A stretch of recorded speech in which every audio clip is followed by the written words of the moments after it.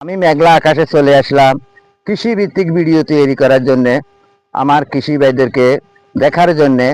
তাই চলুন আমার কৃষি ভাইরা কি কি চাষ করেছে এক নজরে দেখে আসি। দেখতেছেন এগুলো হইলো সোনালী পাট। হয়তো আর 1 থেকে 1.5 মাস পর এই সোনালী পাট কাটা হবে। যথেষ্ট পরিমাণ এখানে পাটের চাষাবাদ করা হয়েছে, দেখতে মনটা জুড়িয়ে যায়। এখানে মানুষ কৃষিকাজে অভ্যস্ত, তারা 1 ফোঁটা জমিনও 1 ইঞ্চি জমিনও তারা খালি রাখে না। এইভাবে যদি সারা বাংলাদেশে যদি এইভাবে যদি চাষাবাদ করে, আমি মনে করি যে আমাদের এই বাংলাদেশ অনেক উন্নত হয়ে যাবে। আমাদেরকে কারো কাছে যেতে হবে না আমাদের খাদ্য পণ্যের জন্যে, কিংবা পেঁয়াজের জন্য, রসুনের জন্য, পাটের জন্যে, যে কোনো রবি শস্যের জন্যে আমাদেরকে বাইরে থেকে আনতে হবে না।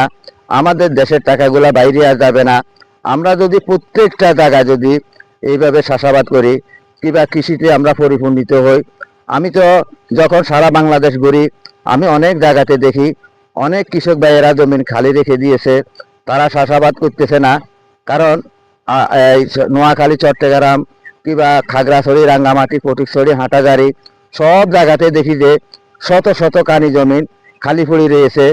আর যখন আমি পাবনাতে আসি, কিংবা উত্তরবঙ্গে যখন আসি, পাবনা, নাটোর, রাজশাহী, রংপুর যখন আসি, এখানে কৃষকেরা সম্পূর্ণ খাদ্যে স্বয়ংসম্পূর্ণ, তারা পরিপূর্ণিত, তারা চাষাবাদ করে আমাদের জন্য পাঠায়। তাই আমি বলতে চাই, আমার কুমিল্লা, নোয়াখালী, চট্টগ্রাম, খাগড়াছড়ি, রাঙ্গামাটি যারা কৃষি ভাই আছেন, আপনারাও এইভাবে চাষাবাদ করুন। আশা করি আপনাদের হাতে আমার এই ভিডিওটা যাবে। আপনারা দেখুন, আপনি যদি স্বাবলম্বী হইতে হয়, আপনি যদি এই বাংলাদেশকে যদি আপনি কৃষিতে উন্নতি করতে হয়, তাহলে অবশ্যই আমাদেরকে চাষাবাদ করতে হবে। খালি জমি আর আমরা রাখবো না। আমরা চাষাবাদের মাধ্যমে আমরা উন্নতি করতে পারবো। আশা করি বুঝতে পারতেছেন।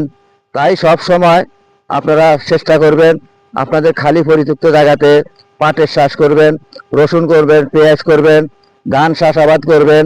তাহলে অবশ্যই আমরা এই নতুন বাংলাকে একটা স্মার্ট কৃষিতে পরিণত করতে পারবো। তাই আমার সকল কৃষি ভাইদেরকে আন্তরিক ভালোবাসা, প্রাণ ঢালা অভিনন্দন জানিয়ে আজকের মতো এখানে কৃষি বিষয় ভিডিও শেষ করলাম। সকলকে আন্তরিক ভালোবাসা ইউটিউব চ্যানেল থেকে ও ফেসবুক পেজ থেকে জানিয়ে এখান থেকে বিদায় নিচ্ছি। আসসালামু আলাইকুম রহমতুল্লাহ বারকাতুহু।